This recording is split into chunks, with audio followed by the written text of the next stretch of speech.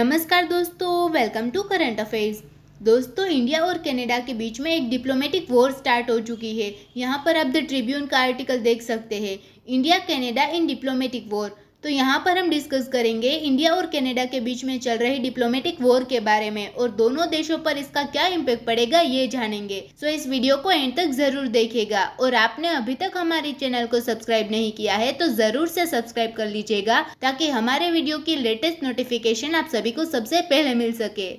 ये diplomatic war सितंबर 2023 में start हुई थी जब Canadian prime minister Justin Trudeau ने पार्लियामेंट में एक एक्सप्लोसिव स्टेटमेंट दिया। उन्होंने आरोप लगाया कि इंडियन गवर्नमेंट जून 2023 में Canadian citizen and Sikh separatist leader Hardeep Singh Nijjar के मर्डर में शामिल थे। निज्जर खालिस्तान आंदोलन के वोकल सपोर्टर को ब्रिटिश कोलंबिया में एक सिख टेम्पल के बाहर गोली मार दी गई थी। भारत ने तुरंत इन आरोपों को एब्सर्ड एंड पॉलिटिकली मोटिवेटेड बताते हुए रिजेक्ट कर दिया, लेकिन डिप्लोमेटिक फॉलआउट बहुत तेज था और इसने एक बड़ी इंटरनेशनल इंसिडेंट की शुरुआत का सिग्नल दिया, ये समझने के लिए कि ये हरदीप सिंह निज्जर के मर्डर का केस इतना सीरियस क्यों है और ये कौन थे।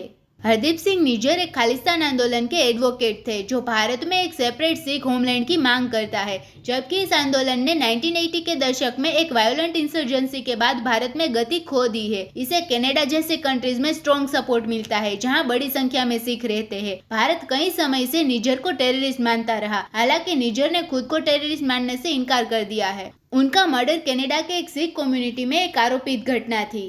ट्रूडो की अनाउंसमेंट के बाद डिप्लोमेटिक फॉलआउट शुरू हो गया। कनाडा ने एक सीनियर इंडियन डिप्लोमेट को एक्सपेल कर दिया और भारत ने उसी तरह रिस्पॉन्स किया, लेकिन चीजें यहाँ नहीं रुकी। भारत ने तब ये डिमांड करने का कदम उठाया कि कनाडा देश में अपने डिप्लोमेटिक स्टाफ को काफी कम कर दे। इसलिए हाल ही में कनाडा ने भारत से 41 डिप्लोमेट्स को वापस ले लिया क्योंकि इंडियन गवर्नमेंट ने उनके डिप्लोमेट्स को हटाने के लिए कहा था। कनाडा का कहना है कि ये स्टेप इंटरनेशनल लॉ का उल्लंघन है। भारत ने जस्टिफाई करते हुए कहा कि कनाडा के पास भारत में कनाडा की कंपैरिजन में कहीं ज्यादा डिप्लोमेट्स है। कनाडा ने इसका पालन किया, लेकिन डिप्लोमेटिक इम्यूनिटी को रिवोक करने के खतरे को इलीगल बताया। इसी के कारण दोनों देशों के बीच डिप्लोमेटिक रिलेशंस बिगड़ गए हैं और वीजा सर्विस भी सस्पेंड कर दी गई है। भारत ने भी कैनेडियन सिटीजन्स के लिए वीजा सर्विसेज को होल्ड कर दिया है, जबकि कनाडा ने कम डिप्लोमेटिक स्टाफ का एग्जाम्पल देते हुए कंसुलर सर्विस पोज कर दी है। ये डिप्लोमेटिक स्टैंड ऑफ सिर्फ गवर्नमेंट को ही अफेक्ट नहीं कर रहा है, यह लोगों को, स्टूडेंट्स, ट्रैवलर्स एंड बिजनेसेस को इम्पैक्ट करना शुरू कर रहा है।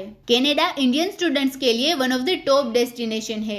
दोनों देशों के बीच ट्रेड भी अच्छा खासा हो रहा है। दोनों देशों के बीच इकोनॉमिक टाइज महत्वपूर्ण है, including a robust trade relationship. लेकिन हाल में जो सिचुएशन है उसके कारण कई लोग चिंतित है।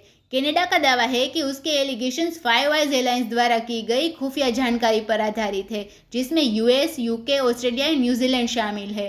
इससे पता चलता है कि अदर वेस्टर्न कंट्रीज भी इस सिचुएशन से चिंतित है, लेकिन उन्होंने निज्जर के मर्डर में भारत की पोटेंशियल इन्वॉल्वमेंट के बारे में बयान देने से साफ इनकार कर दिया है। अब ऐसा क्यों हो रहा है? इंडिया और कनाडा के बीच रिलेशन सालों से कॉम्प्लिकेटेड रहे हैं, लेकिन खालिस्तान इश्यू एक मेजर पॉइंट बन गया है। भारत लंबे समय से प्रो खालिस्तान ग्रुप के प्रति कनाडा की उदारता से निराश है। कनाडा दूसरी ओर अपने सिटीजन्स के फ्री स्पीच राइट्स को डिफेंड कर रहा है, जिसमें सिख कम्युनिटी भी इंक्लूड है। सितंबर 2023 में न्यू दिल्ली में G20 समिट के दौरान डिप्लोमेटिक टेंशन ज्यादा दिखाई देने लगा। कुछ रिपोर्ट के अनुसार Indian prime minister Narendra Modi के साथ ट्रूडो की मीटिंग बहुत चिंताजनक रही। G20 समिट के कुछ ही दिनों के बाद कनाडा ने मेजर ट्रेड मिशन कैंसिल कर दिया। अब क्वेश्चन ये है कि ये डिप्लोमेटिक डिस्प्यूट कहां तक जाएगा और इसका ग्लोबल स्टेज पर क्या इम्पैक्ट पड़ेगा। तो अभी ये क्लियर नहीं है कि दोनों देशों के बीच रिलेशंस इंप्रूव होंगे कि नहीं। हाल में इंडिया कनाडा के रिलेशंस अभी तक की हिस्ट्री में लोएस्ट पॉइंट पर है। तो दोस्तों, इसी नोट के साथ वीडियो करते हैं खत्म। उम्मीद है यहाँ पे आपको काफी कुछ जानने को मिला होगा। Thank you for listening.